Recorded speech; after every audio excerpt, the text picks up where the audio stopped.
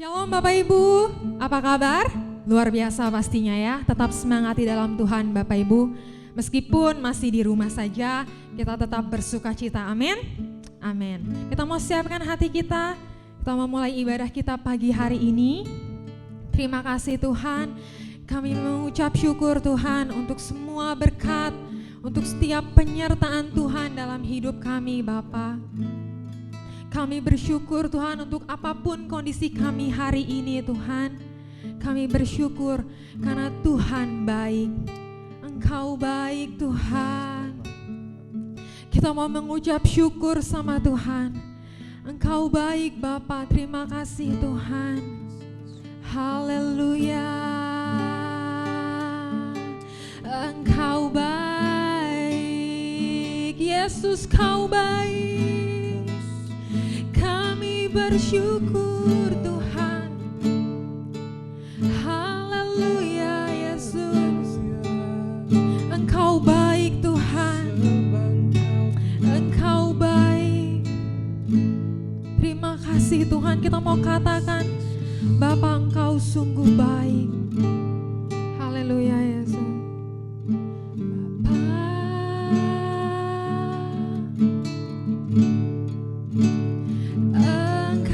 Sungguh baik, kasih-Mu melimpah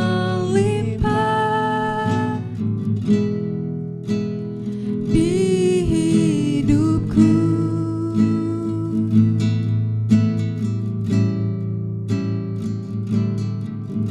Bapa,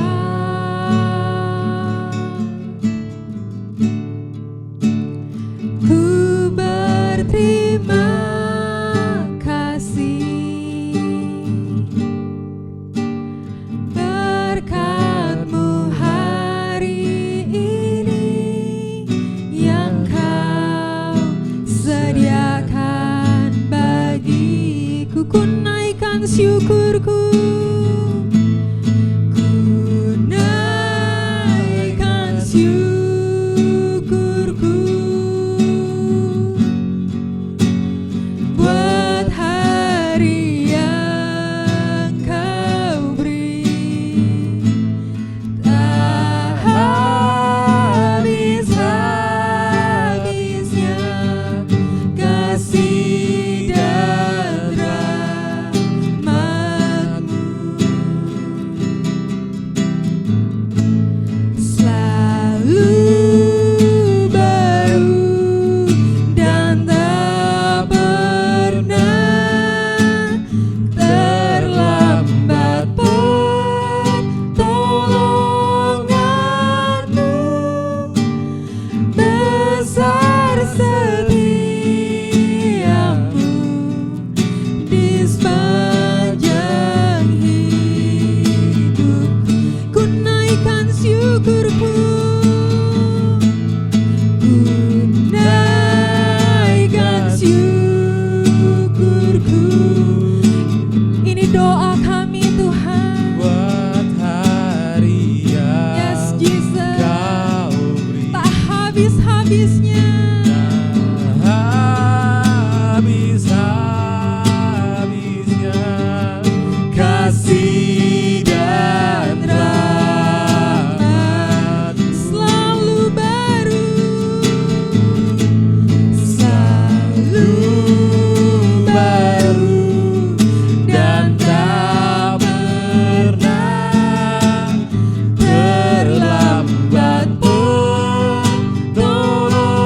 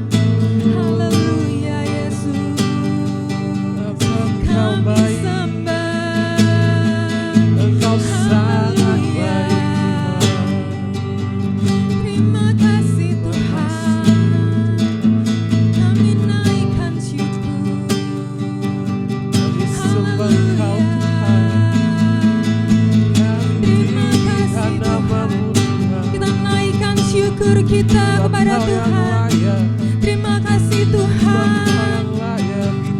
sebab Engkau baik Tuhan.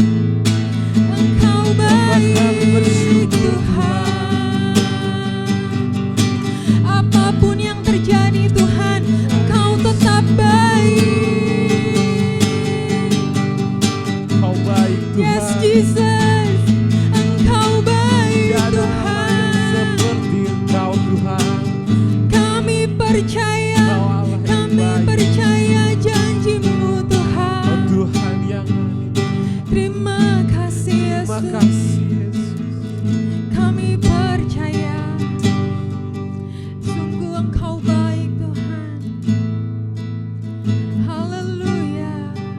Kami mau naikkan syukur kami lebih lagi Tuhan. Terima kasih Tuhan. Yes Jesus. Ku naikkan syukurku buat hari yang Kau beri Tuhan. Buat hari Yes, yang Jesus. Kau beri, Tak habis-habisnya kasih dan rahmat-Mu selalu baru, selalu baru, dan tak pernah terlambat pertolongan-Mu. besar setiamu Di sepanjang hidupku, besar setiamu, besar setiamu di sepanjang hidupku. Terima kasih Tuhan. Kami mengucap syukur Tuhan, sungguh Engkau baik, Engkau teramat baik Tuhan. Kami percaya Tuhan, penyertaan-Mu sempurna atas setiap kami Bapa. Terima kasih, dan kalau sebentar kami mau siapkan hati kami, kami mau memuji, kami membesarkan nama-Mu. Biar setiap puji-pujian kami ini Tuhan boleh menjadi dupa yang harum bagi kemuliaan nama-Mu. Terima kasih Tuhan bagi jemaat yang siap untuk memuji Tuhan, sama-sama katakan amin. Oke, tetap semangat Bapak Ibu. Luar biasa. Kita percaya bahwa Tuhan gak pernah gagal. Amin. Amin. Janjinya selalu Dia tepati, rencananya indah. Dia gak pernah lalai menepati janjinya. Amin Bapak Ibu. Ini lagu lama, kita mau angkat pujian ini. Ini jadi doa dan pengharapan kita. Yes Tuhan. Sambil tepuk tangan ya Bapak Ibu ya. Dia tak pernah gagal karena Dia Allah.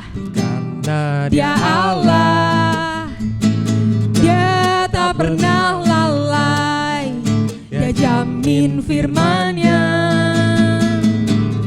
Sebab Dia Allah, Raja segala raja, kekuatanku, perisaiku, dan gunung batuku. Bersoraklah, puji sembah Dia, Yesusku Raja mulia, Yesusku Allah perkasa, Yesusku Allah pemenang, Yesus Raja. Lebih semangat lagi. Yes Tuhan. Dia tak pernah gagal karena Dia Allah. Dia tak pernah lalai, Dia jamin firman-Nya. Sebab Dia Allah, sebab Dia Allah, Raja segala raja, kekuatanku, perisaiku, dan gunung batuku. Bersoraklah, puji sembah Dia, Yesusku Raja Raja mulia, Yesusku Allah perkasa, Yesusku Allah pemenang, Yesus Raja. Beri kemuliaan yang meriah untuk Tuhan kita. Semoga lagu ini menjadi berkat buat Bapak Ibu ya. Dia gak pernah gagal, jangan pernah putus semangat ya Bapak Ibu ya, tetap semangat. Ya, sebentar kita akan mendengarkan Headline News GBI Cisadane. Silahkan.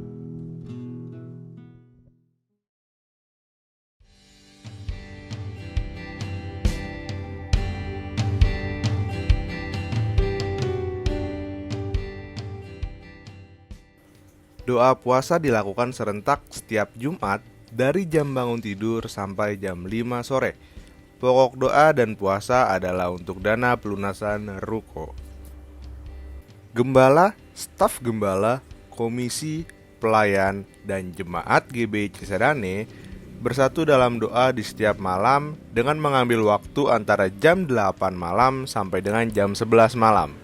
Pokok doanya yaitu untuk pemulihan dunia dari virus COVID-19. Ditemukan obatnya, serta setiap orang dapat mentaati peraturan PSBB. Minggu depan, tanggal 3 Mei 2020, jam 9 pagi, akan diadakan ibadah online GBI Cisadane, yang akan disertai dengan perjamuan kudus yang dilakukan di rumah masing-masing. Setiap keluarga menyiapkan roti tawar dan anggur, bisa berupa Fanta, air teh tawar, atau yang lainnya. Perjamuan kudus akan dipandu oleh Bapak Gembala.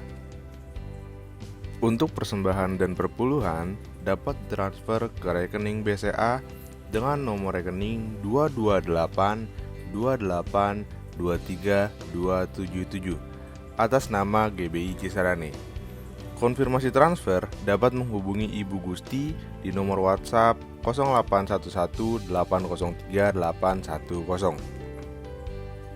Untuk pelunasan ruko, ekstra, janji iman, dan celengan dapat ditransfer ke rekening BCA dengan nomor rekening 22828193777 atas nama GBI Cisadane Pembangunan.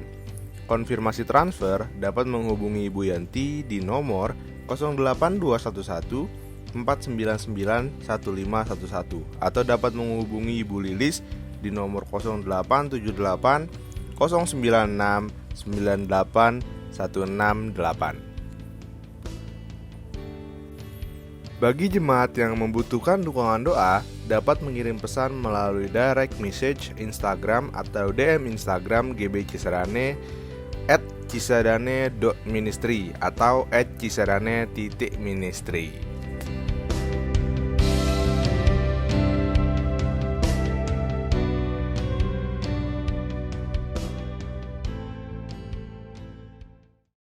Oke Bapak Ibu, mari kita siapkan hati kita.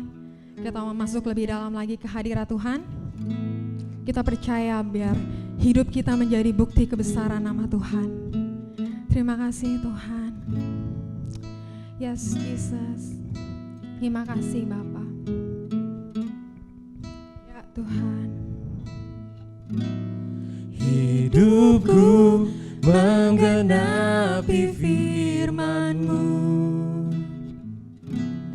tanda mujizat sertai tiap langkahku. Kau bersamaku di dalamku, jadi bukti kebesaran-Mu. Lebih sungguh-sungguh lagi kita angkat pujian ini. Terima kasih Tuhan. Tuhan, Kau sempurna. Yes Tuhan. Dalam rencana-Mu dan karya-Mu, Ini hidup kami Tuhan. ku serahkan hidupku, murnikan dengan Roh-Mu. Tuhan Kau sempurna. Tuhan Kau sempurna. dalam rencana-Mu dan karya-Mu.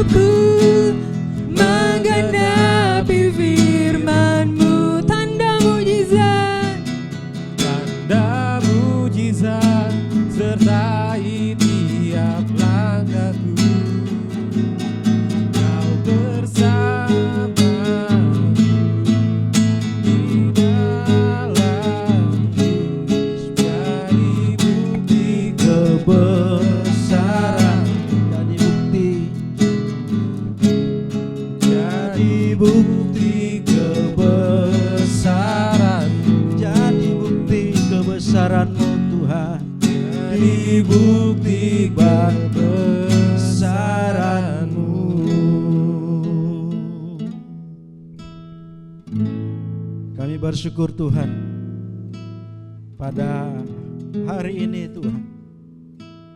Kami boleh menaikkan syukur kami Tuhan. Kami boleh menaikkan pujian kami. Terima kasih Tuhan. Kami boleh ada di tempat ini. Kami tahu semuanya karena kasih Tuhan. Terima kasih Tuhan. Dan kami percaya persembahan pujian kami menjadi persembahan yang menyenangkan hati Tuhan. Sebentar kami akan mendengarkan renungan firman-Mu Tuhan.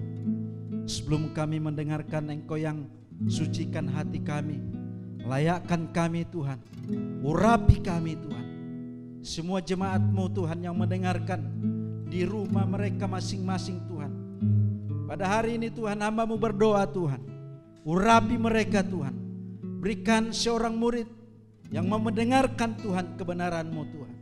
Sehingga apa yang kami Tuhan dengarkan menjadi pesan buat kami, menjadi rema Tuhan buat kami Tuhan. Firman-Mu Tuhan menjadi kekuatan buat kami. Urapi hamba-Mu Tuhan secara khusus Tuhan. Tanpa pengurapan-Mu Tuhan, hamba-Mu tidak bisa berbuat apa-apa Tuhan. Kuduskan setiap hati kami Tuhan. Kami siap mendengarkan firman-Mu dalam nama Tuhan Yesus. Mari kita yang siap dengar firman Tuhan sama-sama katakan amin. Shalom jemaat Tuhan. Kembali kita datang beribadah pada hari ini, hari yang spesial.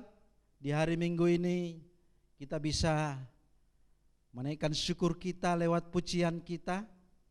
Bahkan saat ini kita bisa bersekutu lewat firman Tuhan. Bapak Ibu yang dikasihi Tuhan, tanggal 10 kita merayakan Jumat Agung, dan hari Minggunya kita merayakan Paskah, kebangkitan Yesus Kristus. Saudara yang dikasihi Tuhan, di bulan-bulan ini saya percaya Bapak Ibu bahwa setiap hari kita mengalami mujizatnya Tuhan. Amin. Dan saya percaya mujizat yang terjadi dalam hidup kita, saudara boleh ada di rumah saudara menikmati berkat Tuhan. Semuanya karena kasih Tuhan. Pada hari ini kita akan sama-sama merenungkan firman Tuhan. Ya, tema kita, renungan kita pada hari ini yaitu mengalami kuasa kematian dan kebangkitan Yesus. Ya, renungan kita hari ini yaitu mengalami kuasa kematian dan kebangkitan Yesus. Bapak Ibu yang dikasihi Tuhan, ya, saat ini kita bersyukur kita bisa merayakan hari kematian dan kebangkitan Yesus. Di bulan ini ya masih hangat saudara. Kita merenungkan kematian Yesus 2000 tahun yang lampau, bahkan kita merenungkan bagaimana Yesus bangkit dari kuburan. Pertama yang kita akan pelajari saat ini, poin yang pertama yang kita mau renungkan yaitu kematian Yesus di kayu salib membuka jalan kepada Allah. Sekali lagi poin yang kita renungkan, kematian Yesus di kayu salib membuka jalan kepada Allah. Mari kita buka Alkitab kita di dalam Markus pasal 15. Markus pasal 15 ayat 37 sampai 38. Demikian bunyi firman Tuhan. Lalu berserulah Yesus dengan suara yang nyaring dan menyerahkan nyawanya. Ketika itu tabir bait suci terbelah dua dari atas sampai ke bawah. Tabir terbelah dua dari atas sampai ke bawah. Saudara dikasihi Tuhan, orang Israel kalau beribadah, mau datang kepada Tuhan, Itu enggak sembarang, ada aturannya Bapak Ibu. Ya. Ada 3 ruangan. Ketika mereka mempersembahkan korban kepada Allah, ada 3 ruangan yang disiapkan dan itu ada aturannya masing-masing. Yang pertama ada ruangan pelataran. Yang kedua ada ruangan suci. Dan yang ketiga ada ruangan maha suci. Bapak Ibu, ruangan pelataran itu adalah jemaat yang datang mempersembahkan korban kepada Allah. Dan jemaat ini enggak langsung mempersembahkan kepada Allah. Masuk ke kemah ruang maha kudus. Di ruang maha kudus itu ada tabut perjanjian Tuhan. Di situ ada, di situ. Nah, imam ini akan menjadi perantara dari jemaat kepada pelataran yang maha kudus, ruang maha kudus. Ketika umat datang membawa korban sembelihan, korban penghapus dosa, mereka akan memilih korban yang terbaik, anak domba untuk dipersembahkan, dan imam itu harus ketika menerima persembahan itu dikorbankan, ya. Dia bakar persembahan itu, setelah dibakar baru masuk ruang maha kudus. Jadi ada aturannya Bapak Ibu. Nah, itu yang terjadi di bangsa Israel. Mereka beribadah seperti itu. Jadi enggak sembarang. Dan mereka lakukan itu, persembahan itu. Enggak sama kita setiap minggu, bahkan setiap hari. Mereka melakukan sekali setahun mempersembahkan. Jadi mereka itu pasti antri Bapak Ibu. Ketika mereka mau menghapus dosa mereka akan membawa korban itu, mereka antri. Karena cuma sekali setahun. Nah, itu yang mereka lakukan. Mempersembahkan kepada Allah, ya, lewat perantara imam pada saat itu. Saudara yang dikasihi Tuhan, dan di pelataran, ya, di ruang maha kudus itu ada tirai, tabir. Tabir itu ditutupi oleh kain Bapak Ibu. Ditutupi oleh kain. Dan itu enggak sembarang, selain imam, orang yang masuk itu pasti mati karena ada tabut di situ. Nah, seperti itulah cara orang Israel menghampiri Tuhan, datang kepada Tuhan, mempersembahkan persembahan, korban, sajian, korban bakaran kepada Allah. Tapi apa yang terjadi setelah Yesus mati di atas kayu salib? Bapak Ibu yang dikasihi, ya, sesuai dengan pembacaan kita tadi bahwa ketika itu tabir bait suci terbelah 2 dari atas sampai bawah. Jadi tabir itu pada saat itu itu terbelah di bait Allah Bapak Ibu. Itu adalah sesuatu tanda bahwa ada mujizat yang terjadi. Ya, jadi tabir itu, tirai itu terbelah Bapak Ibu di bait Allah. Ketika Yesus, ya, mati di atas kayu salib, terjadi gempa bumi yang dahsyat.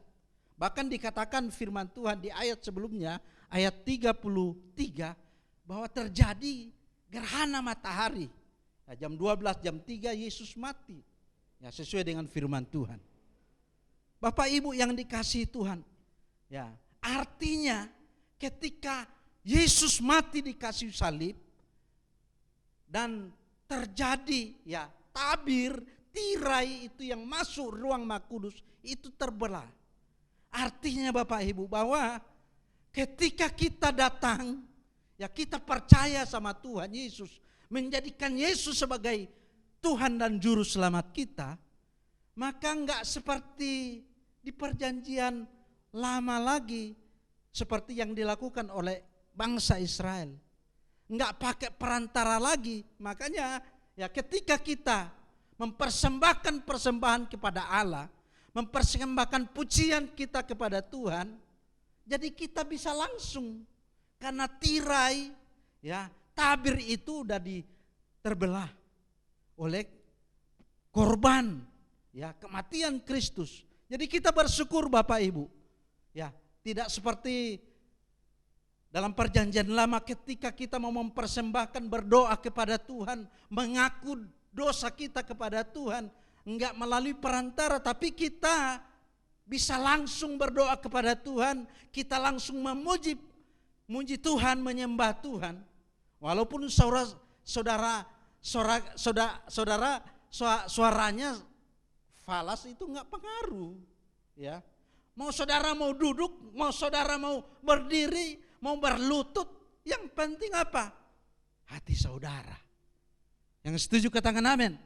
Jadi itulah kabar baiknya Bapak Ibu. Ketika Yesus mati di kayu salib, jadi tabir itu udah enggak membatasi kita untuk kita datang kepada Tuhan, tapi kita bisa langsung di rumah saudara, ya, di rumah saudara bisa berdoa pada Tuhan, menaikkan pujian pada Tuhan, dan Tuhan akan menerima persembahan saudara, menerima korban yang saudara naikkan pada Tuhan. Karena kita nggak pakai seperti peraturan ada imam, ada tirai, nggak seperti itu lagi. Makanya di poin yang pertama ini kita bersyukur Bapak Ibu, ya. Karena ketika kita masuk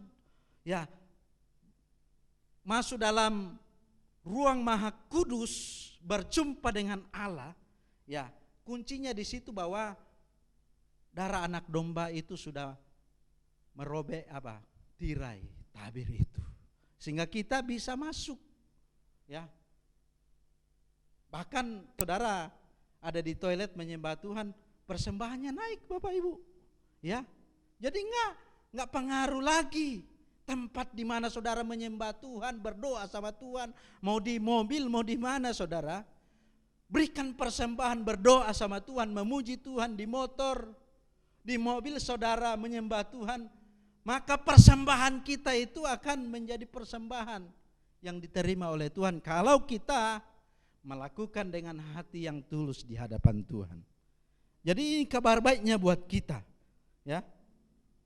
Yohanes 14, ya, Yohanes 14 ayat 6. Yohanes 14 ayat 6 dikatakan, kata Yesus kepadanya, akulah jalan dan kebenaran dan hidup. Tidak ada seorang pun yang datang kepada Bapa kalau tidak melalui aku. Jadi enggak bisa Bapak Ibu, enggak bisa sembarang. Sekarang ya seperti bangsa Israel enggak bisa. Kita bisa menaikkan persembahan kita, memberikan persembahan kita karena Yesus telah mati buat kita. Darahnya ya di atas kayu salib Tuhan Yesus sudah melakukan. Yang setuju katakan amin. Haleluya. Yang kedua, Yesus mati adalah bukti pengorbanannya bagi kita. Sekali lagi, Yesus mati adalah bukti pengorbanannya bagi kita. Roma 5 ayat 8. Roma 5 ayat 8 dikatakan, akan tetapi Allah menunjukkan kasih-Nya kepada kita oleh karena Kristus telah mati untuk kita ketika kita masih berdosa. Jadi saudara dikasih Tuhan, korban mujizat, saya katakan mujizat yang paling besar dalam hidup kita ketika Yesus mati buat dosa kita. Dan berkat yang paling besar buat kita ketika Yesus mati melunasi ya hutang kita, dosa kita di hadapan Bapa di surga. Kita bersyukur Bapak Ibu, dosa-dosa kita sudah dibenarkan oleh Kristus lewat kematiannya, lewat pengorbanannya. Bapak Ibu yang dikasihi Tuhan, kalau kita saudara berkorban buat seseorang, taruhlah berkorban saudara di perusahaan bekerja dengan ya pergi pagi pulang malam, walaupun ada virus corona ya, tetap aja saudara pergi. Kenapa? Saudara berjuang, berkorban untuk perusahaan itu. Tapi akhir bulan terima gaji Bapak Ibu. Nah, itu gampang kita lakukan berkorban karena ada sesuatu imbalannya. Ya. Atau saya menyekolahkan anak saya, membiayai anak sekolah anak saya. Saya sekolahkan dari TK, SD sampai perguruan tinggi. Saya berjuang untuk itu. Saya lakukan berjuang dengan sekuat tenaga. Ya, pengorbanan itu wajar. Kenapa? Itu adalah anak saya. Tapi apa yang dilakukan oleh Tuhan Yesus tidak seperti itu, Bapak Ibu. Bukan hanya murid-muridnya, pengikut-pengikut Yesus yang mendapatkan keselamatan, mendapatkan penghapus dosa, dihapus dosanya dari kematian Yesus, tapi semua orang yang membenci dia, termasuk tentara Romawi yang menyalibkan dia, Yesus mengorbankan dirinya buat mereka. Saudara yang dikasihi Tuhan, enggak gampang memang kalau kita mati bagi orang yang kita benci, lawan kita. Kalau mungkin bos kita, ya, kita mati, ya mungkin wajar-wajar aja karena kita akan menerima upah. Tapi Yesus yang enggak ada kepentingannya, dia mau mati buat kita, dia mau mati buat semua orang, termasuk orang yang menyalibkan. Inilah pengorbanan Yesus yang luar biasa. Pengorbanan Yesus itu enggak bisa kita ukur lewat ya berkat Tuhan, kesehatan, enggak bisa Bapak Ibu. Ya. Yang pasti kita tahu bahwa berkat yang luar biasa, Yesus sudah memberikan nyawanya buat kita. Kalau saudara punya pacar, ya, saudara berkorban, wah minta duitnya, minta duitnya dong, dikasih dompetnya saudara. Nah, tapi pacarnya masih punya deposito tabungan, ya kan? Terus minta lagi semuanya, wah masih ada rumahnya, masih ada mobilnya, ada pesawatnya, masih itu pengorbanan yang terbatas.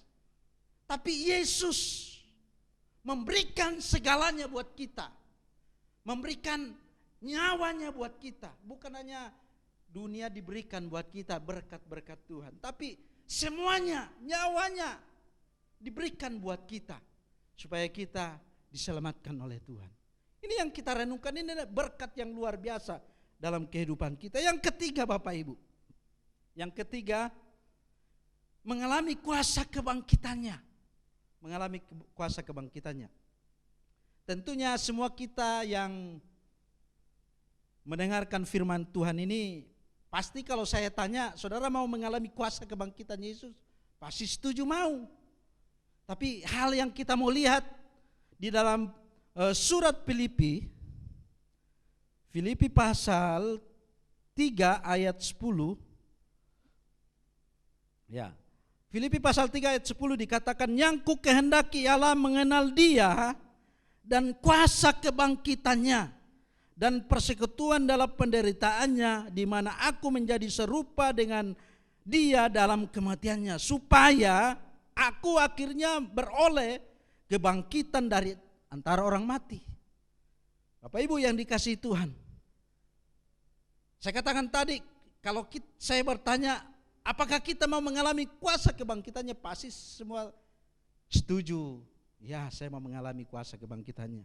Tapi Rasul Paulus ini luar biasa loh. Dia adalah rasul yang luar biasa, yang hebat. Hampir separuh dari perjanjian lama itu ditulis sama dia. Tapi dikatakan bahwa yang kukehendaki ialah mengenal Dia. Jadi Paulus mau lagi mengenal Allah. Mengenal Allah yang dia sembah, yang dia ikuti. Kalau kita mengenal Jokowi, ya pasti kita semua kenal dia adalah seorang presiden. Tapi pertanyaannya Bapak Ibu, apakah saudara mengenal lebih dalam Jokowi? Hobinya, sifatnya, pribadinya seperti apa? Nah itu belum tentu Bapak Ibu. Nah, di sini Rasul Paulus katakan bahwa saya mau mengenal Allah, mau mengenal Allah, ya, mengenal Dia dalam kuasa kebangkitannya. Jadi bukan hanya kita tahu Allah itu luar biasa, Allah itu dahsyat, Allah menyelamatkan, Allah itu mati, Allah itu bangkit. Tapi buat kita sebagai anak Tuhan, mari kita kenal lebih dalam lagi Allah yang kita sembah. Banyak orang yang tahu, Yesus itu menyelamatkan. Tapi enggak ada pengalaman yang dalam. Dia enggak ada pengalaman yang mendalam dalam diri Yesus. Nah saat ini, apa yang dialami Ayub, saudara? Ayub ini luar biasa. Di dalam Ayub pasal 42 ayat 6, di ayat 5. Hanya dari kata orang saja aku mendengarkan tentang engkau. Tapi sekarang mataku sendiri memandang engkau. Bapak Ibu yang dikasihi Tuhan, Ayub ini adalah orang yang saleh di hadapan Tuhan. Berkenan di hadapan Tuhan. Setiap hari ya, dia berdoa bersekutu dengan Tuhan. Mempersembahkan korban kepada Allah. Dan firman Tuhan mencatat bahwa Allah berkenan atas hidup Ayub. Tapi apa yang terjadi Bapak Ibu? Ternyata Ayub mengakui juga bahwa hanya dari kata orang saja aku mendengar tentang engkau. Saudara dikasih Tuhan, mari kita mau melihat kehidupan Ayub. Kehidupan Ayub itu Tuhan izinkan masalah itu terjadi dalam kehidupannya. Jadi enggak mengenal aja, enggak tahu aja tentang Tuhan. Tapi ketika itu ya Ayub mengizinkan, Tuhan mengizinkan masalah terjadi dalam kehidupan Ayub. Sehingga ketika masalah itu dia lewati Bapak Ibu. Ya, sakit penyakit, keluarganya meninggal, anak-anaknya. Terus hartanya diambil. Tapi apa yang dialami oleh Ayub, dia tetap ya benar di hadapan Tuhan, setia di hadapan Tuhan. Disitulah terjadi pengenalan yang dalam akan Tuhan oleh Ayub. Saudara dikasih Tuhan, seberapa jauh pengenalan kita kepada Tuhan.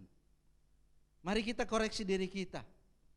Mengenal Tuhan bukan hanya kita baca firman Tuhan, tapi kita meminta Tuhan, biarlah firman Tuhan yang kita baca, yang kita dengarkan menjadi rema dalam hidup kita.